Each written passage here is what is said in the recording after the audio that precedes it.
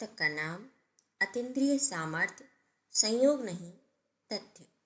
लेखक पंडित श्रीराम शर्मा आचार्य। ऑडियो 19। साथ ही इस तथ्य का भी उन्होंने उल्लेख किया है कि जिन विचारों की आवृत्ति जितनी अधिक होती है उतने ही सक्षम समर्थ बनते जाते हैं। उनकी तरंगे आइडियोस्फीयर में मौजूद रहती तथा अपनी प्रेरणाएं संप्रेषित करती हैं।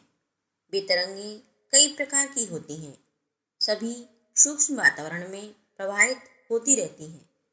प्रयोग होने अथवा न होने पर उनकी सामर्थ्य बढ़ती है, पर मूलतः समाप्त कभी नहीं होती।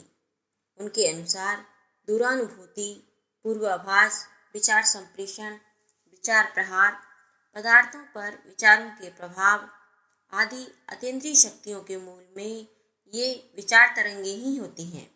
अभ्यास द्वारा सघन कर केंद्रित की हुई तरंगे शक्तिशाली आइडियोस्फीयर के माध्यम से अपनी विलक्षणता का परिचय देती रहती हैं।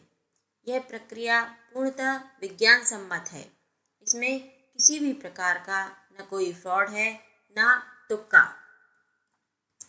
अविज्ञात के प्रकटीकरण को ही चमत्कार कहते हैं। वस्तुतः इस संसार में चमत्कार जैसी कोई वस्तु है नहीं। प्रकृति के अंतराल में उसकी सनातन सत्ता इस प्रकार भरी है कि उसमें कमी पड़ने या बढ़ोतरी होने जैसी कोई बात होती नहीं। जो व्यवहार में आता है सो विदित या प्रकट है, वही सामान्यतः दृष्टिगोचर होता है। पर इस छोटे क्षेत्र में आगे बढ़कर कोई विशेष उपलब्धियां यदि सामने आती हैं तो उन्हें देवी अनुग्रह या सिद्धि चमत्कार कहा जाता है। अतीन्द्रिय क्षमताओं के संबंध में भी यही बात है। उस आधार पर कितने ही कौतूहलों के विवरण सामने आते रहते हैं। इन्हें आकस्मिक नहीं समझा जाना चाहिए। विचार शक्ति की भौतिक अभिव्यक्ति का सर्वप्रथम वैज्ञानिक परीक्षण फ्रांस के काउंट अगेनर डी गैस्परिन ने किया। उन्होंने अपने कुछ वैज्ञानिक मित्रों के साथ कुछ प्रयोग किए। उन्होंने देखा कि कुछ व्यक्ति वस्तुओं को बिना स्पर्श किए एक स्थान पर हटाने की पात्रता रखते हैं। उन्होंने वस्तु को बिना स्पर्श किए हटाने वाली शक्ति को उसी प्रकार नापा जैसे भौतिक विज्ञानी गुरुत्वाकर्षण शक्ति को नापते हैं। अभी तक किसी भी वस्तु अथवा शक्ति के हवा में उड़ने की घटना को, जो गुरुत्वाकर्षण शक्ति के सिद्धांत के प्रतिकूल है, एक पारलौकिक और दैवी शक्ति के हस्तक्षेप द्वारा ही संभव माना जाता था। किंतु डी गैस्परिन इस कार्य में कोई अन्य बुद्धिसंगत मर्म होने की संभावना को मानते थे। उनका तर्क यह था कि यह कार्य मानव अपनी आत्मशक्ति के द्वारा भी असंभव को संभव बनाए हुए कर सकता है। डी गैस्परिन की रिपोर्ट सन 1854 में प्रकाशित हुई और इसके एक वर्ष बाद ही जिनेवा के प्रोफेसर ड्यूरी ने भी अपने शोध का विवरण प्रकाशित किया। उनके परिणाम भी गैस्परिन से मिलते जुलते थे। उन्होंने बताया कि कोई अज्ञात शक्ति इसमें कार्य करती है। इसे अतीन्द्रिय अथवा आत्मिक शक्ति कहा जा सकता है। तदनंतर प्रोफेसर सर विलियम क्रूक्स ने इस पर अनुसंधान किया। उनकी विद्वता की साख थी और वे रॉयल सोसाइटी के फेलो के गरिमामय पद पर भी थे। अतः उन्हें अपने अनुसंधान से संबंधित प्रयोगों को तिमाही पत्रिका जर्नल ऑफ साइंस में प्रकाशित करवाना संभव हो गया। उन्होंने डेनियल हुंगा होम, जो कि इस अज्ञात शक्तियों का माध्यम था, के प्रयोगों का कई बार सफल परीक्षण किया और देखा कि वह कितनी सरलता से बिना स्पर्श किए किसी वस्तु को एक स्थान से दूसरे स्थान पर स्थानांतरित कर देता है। एक बार अन्य वैज्ञानिकों के सामने क्रूक्स के घर पर एक प्रयोग किया गया। उसमें तार के एक पिंजरे में एक अकॉर्डियन रखा गया। पिंजरे में केवल अकॉर्डियन को छुआ भर जा सकता था और उसकी चाबियों तक हाथ पहुंचा नहीं सकता था।